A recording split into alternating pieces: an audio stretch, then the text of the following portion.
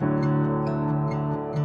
water industry really needs gasification. There's a lot of challenges on the horizon with respect to the contaminants that flow through our sewage pipelines and into sewage treatment plants.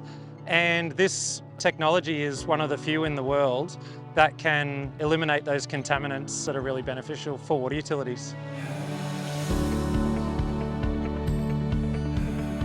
Gasification is really a game changer for the water sector. It turns one of the highest operational expenses of a wastewater treatment plant into a revenue-making stream. The waste product from a wastewater treatment plant is biosolids. So we dewater that, so we then put it through thermal belt dryers, which takes it from 22% dry up to 90% dry solids, which turns it into a biochar. After that, we're treating the airstream so that what goes out the stack is compliant with our regulations. So biochar, it's a source of carbon. It's actually a soil improver. It can be used for a number of different industries. It is actually a product that has a demand and has a value, where the existing product, you have to pay to dispose of it and take it out to a different facility.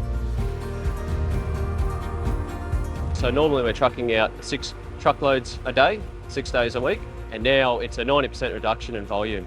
That's really down to about 4 truckloads in a week. As part of this project, we also looked at solar panels, so we've installed a 1.1 megawatt solar farm, so we're also electricity neutral as well. We're having conversations with water utilities right across Australia about gasification. It's a really, really hot topic. This is one of the few technologies that does solve most of the problems with respect to the disposal and treatment of biosolids.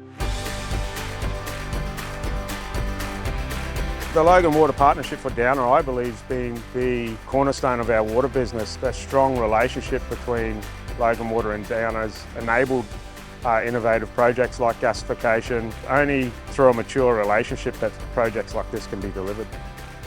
Water authorities primarily looking at it for 2 reasons. One is the financial implication, and the other is the environmental regulations, so that the water authorities not only saving money, but complying with environmental regulations. Projects like this that really shift our thinking to what's possible and starting to create a waste to resource cycle and really creating circular economy benefits is what makes these kinds of technologies so exciting and makes me really proud to be part of a team that can build them for the industry.